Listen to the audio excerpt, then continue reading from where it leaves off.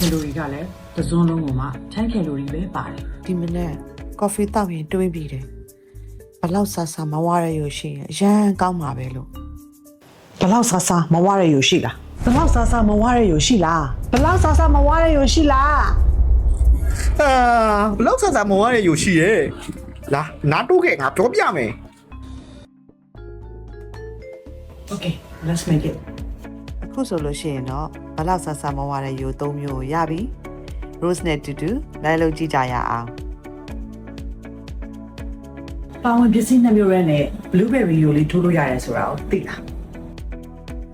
ပထမဦးဆုံး blueberry လေးနဲ့စားလေးနည်းနည်းကိုအိုးထဲမှာထည့်ပြီးတော့ခြေလိုက်မယ် blueberry လေးကြီးသွားပြီဆိုတာနဲ့ maple syrup လေးတွေနည်းနည်းထည့်လိုက်မယ်ပြီးရင်တော့မီလီအေးအေးလေးနဲ့ပြည့်နေအောင်ကြိုးလိုက်မယ်အခုဆိုလို့ရှိရင်တော့ပါဝင်ပစ္စည်း2မျိုးရဲနဲ့အရန်ကိုစားကောင်းတဲ့ blueberry jam လေးရပါပြီရှင်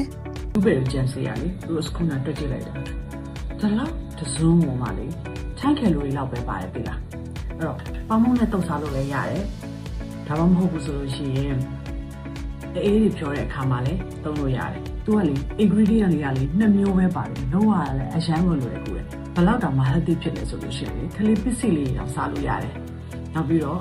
စီချိုယောဂရှိတဲ့သူတွေသွေးတိုးယောဂရှိတဲ့သူတွေလည်းစိတ်ချလက်ချစားလို့ရတယ်ဝေးချနေတဲ့သူတွေအတွက်ဆိုလို့ရှိရင်တော့စိုးပွဲရမရှိတော့ဘူးအရန်ကိုစားဖို့အဆင်ပြေတယ်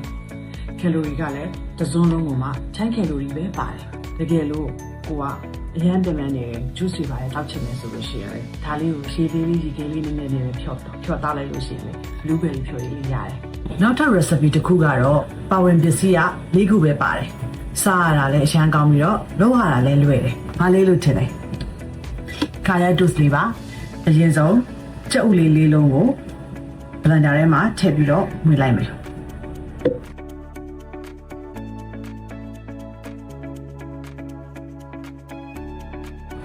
အုံတို့250 gram လောက်ကိုကြက်ဥလေးလေးလုံးနဲ့ချောပြီးတော့မှွေလိုက်မယ်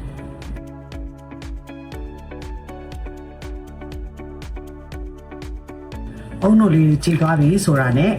ကျိုးမဲ့အိုးတွေကိုစကားနဲ့စစ်ပြီးတော့ထည့်လိုက်မယ်နောက်ထပ်ကျန်တဲ့အုံတို့လေးတော့ကိုလည်းခုနကတော့ဘနာနာလေးတွေကိုထည့်ကြည့်လိုက်မယ်ပြီးရင်တော့အနက်နဲ့အရာအတွက်စွမှုရသေးလေးညှက်ထားတာလေးတွေကိုဒီအုံတို့ထဲမှာရောပြီးတော့ကြည့်လိုက်မယ်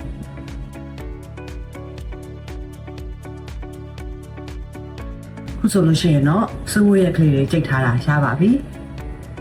ဒီစွမှုရကလေးတွေကိုစကားလေးနဲ့ကြိတ်ပြီးတော့ခုနကတော့ကြက်ဥမှုထားတာတွေကိုရောပြီးတော့ထည့်လိုက်မယ်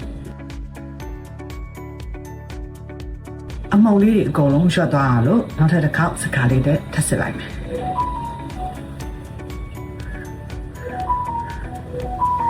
ကဲအခုဆိုလို့ရှိရင်တော့ကာယယိုလေးထိုးဖို့အတွက်ကြက်ဥအရည်လေးရပြီနော်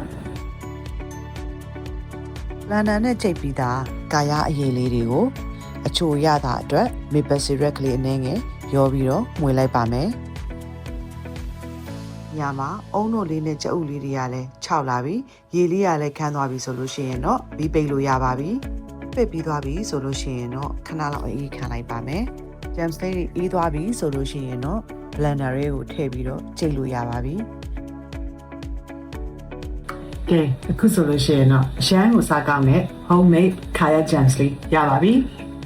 ဒီ kaya jam လေးကလေ rose အခုနတွက်ကြည့်လိုက်တာဒီတစ်စုံကိုတော့ calorie 60ကျော်လောက်တော့ပါဝင်တယ်သူကကြက်ဥကိုအခြေခံပြီးလုပ်ထားတာဖြစ်တဲ့အတွက်ကြောင့်မလို့ protein လည်းပါဝင်တယ်စားလို့လည်းအရှမ်းကောင်းတယ်ကလေးလေးတွေအတွက်လည်းတင်တော်တယ်အုံတို့တွေအများကြီးထည့်ထားတာဖြစ်တဲ့အတွက်ကြောင့်မလို့တွေးတိုးတက်တဲ့သူတွေကတော့စားဖို့မတင်တော့ဘူးเนาะဒါပေမဲ့ဓာတ်ရက်လုပ်တဲ့သူတွေအတွက်ကတော့ပေါင်မုတ်ကလေးနဲ့တိုးစားမယ်ဆိုလို့ရှိရင်လည်းအချိုအရမ်းမခဲ့တဲ့ကာယာတိုးစလေးကိုစားလို့ရမှာဖြစ်ပါတယ်နောက်တစ်နည်းကတော့စီလုံးဝမပါဘဲနဲ့ပါဝင်ပစ္စည်း3မျိုးနဲ့ဓာတ်ရက်မယိုနီစ်လေးလုပ်စားကြမယ်မယိုနစ်လုပ်တော့မယ်ဆိုလို့ရှိရင်တော့အရင်ဆုံးကြက်ဥ3လုံးကိုပြုတ်ထားဖို့လိုပါတယ်။ဥ3လုံးကိုအခွန်ထွာပြီးတော့ blender ထဲကိုထည့်မယ်။ဒိန်ဂျင်လေး2စွန်းထည့်မယ်။နောက်ပြီးတော့လီမွန်လေးနည်းနည်းလေးထည့်တဲ့ကိုညှစ်ထည့်လိုက်ပါမယ်ရှင်။ပြီးသွားပြီဆိုလို့ရှိရင်တော့ကြက်ဥတွေအကုန်လုံးကို blender လေးနဲ့ရောချိန်လိုက်ပါမယ်။ ကြောက်ဦးလေးတွေ ready ဖြစ်ပြီဆိုတာနဲ့အခုနောက်တော့ကကာယလုပ်တဲ့အတိုင်းဥပေါ်မှာမီအေးအေးလေးနဲ့မှွေပေးရပါမယ်ရှင်မီအေးအေးလေးနဲ့အဆက်မပြတ်မှွေပေးလိုက်တာနဲ့ကြောက်ဦးလေးတွေကဥပေါ်မှာခက်ပြပြအနေထားကိုရောက်သွားမယ်ရေလဲခမ်းသွားပြီဆိုတာနဲ့ပြီးပိတ်လို့ရပါပြီဒီကြောက်ဦးလေးတွေကိုလည်းခဏလောက်အေးခံပြီးပြီဆိုတာနဲ့ဘလန်ဒါလေးကိုရောချိတ်လို့ရပါပြီဒီနေရာမှာ rose လိုမျိုးလက်ကျိတ် blender လေးမသုံးဘဲနဲ့အိမ်သုံးအသီးဖြော်ရည် blender ကိုသုံးပြီးတော့လဲယိုလို့လို့ရပါတယ် ခုဆိုလို့ရှိရင်တော့ပါဝင်ပစ္စည်း3မျိုးရဲ့နဲ့ add mayonnaise လေးရပါပြီရှင်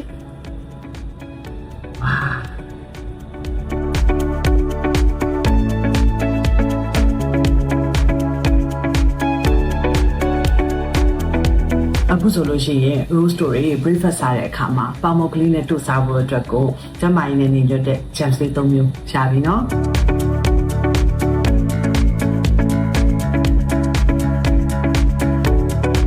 ဘယ်လောက်ဆဆမောရရဲ့ယူရပြီ